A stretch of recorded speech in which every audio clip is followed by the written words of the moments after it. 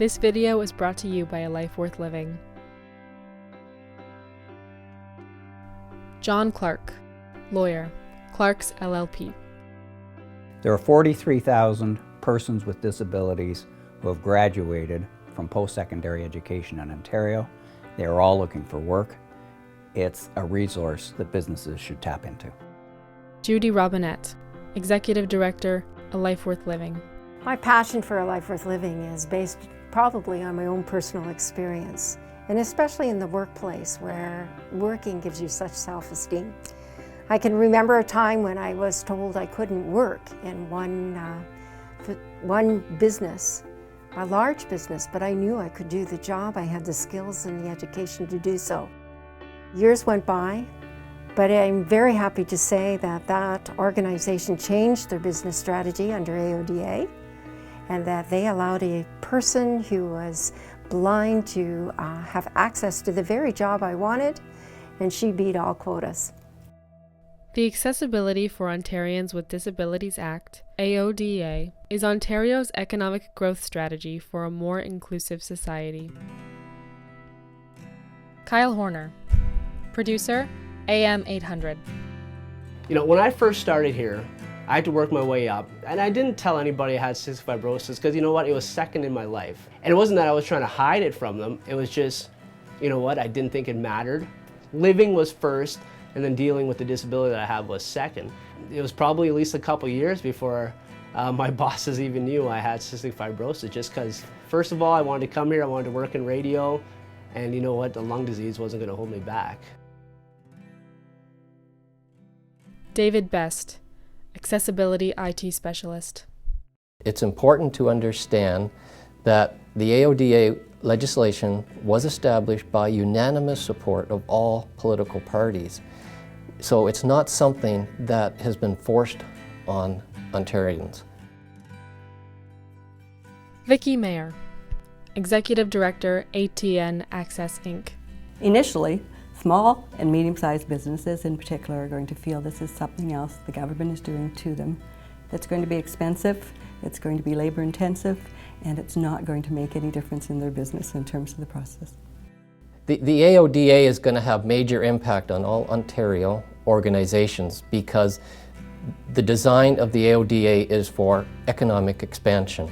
Anna Sturko, lawyer, Siskins LLP. It levels the playing field for all individuals and encourages employers to allow all of those different perspectives and viewpoints to come to the forefront. John Corrant, lawyer, Corrant and Macri, LLP. Failure to comply with the legislation will certainly result in penalties, but worse than that, it just does not look good for the business. Take, for example, the small business person who owns a grocery store. Fairly small, jam-packed. They have an employee with a mobility issue, using a wheelchair. Creating accessibility for that individual creates accessibility for many of their customers, whether they've got strollers, they're large, they're short, they're tall. It creates a better environment for shopping for their customers. Dean LeBute, AODA consultant. Persons with disabilities are in fact an economic juggernaut, just that people don't recognize it. If they can access their businesses, their premises, to spend their money, it is estimated that persons with disabilities have expendable income of an area of $21 to $23 billion per year. Since the passing of the AODA, there's been a lot of material, text, PowerPoint, some video on the what and the why. But the difficulty with that is it must be complemented with a how. If you don't know how to implement it, then there is no lead to action. In my experience in working with Ontario organizations, I have found that the major challenge for management is understanding the accessibility issues for the various disabilities. I've received written manuals in the past. They are certainly limited in the sense that they quickly become outdated. Wouldn't it be beneficial for employers and employees faced with an accessibility issue to be able to hearken back to a training video, to place themselves in the shoes of the trainer, and to apply what they learned in the video in the workplace. An interactive online toolkit will accommodate different learning styles, different learning paces, different accessibility needs, and it will give a person the opportunity to control the pace and method of learning. Statistics have shown us that 40% of learning right now is happening online. We're going to take advantage of that knowledge and build a tool that employers can use to ensure that they get the training, their staff get their training, and their contract people get the training they need. Lori Coman, low vision counselor. Truly, there is nowhere we can go online and look up, how do we deal with a visually impaired employee? What should we do? What should we look for? Nothing like that exists. Dr. Dan Vespa, optometrist.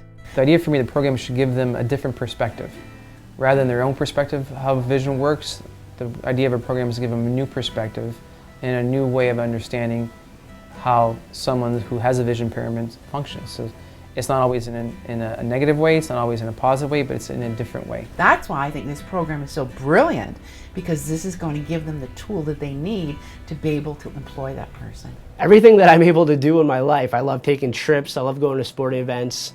Again, living a normal life, not worrying about my lung disease is because I have a job. I got money coming in, and if I didn't have that, I would have nothing. An online toolkit will allow employers and service providers to understand the power of those digital tools that I use in my daily life, such as GPS guidance systems, screen reader for the computer navigation, and Braille display for reading documents online. I want to go past the law in having a training video for AODA. I want to look at inclusion. I want to look at how important it is that our communities across Ontario, Canada, the world, includes all people of all abilities. A Life Worth Living draws from the personal experiences of people living with the realities of disability. Our mission is to produce multimedia resources for people with a disability who want to know how others live this life, and to provide the people in their circles with practical instruction, information, and support.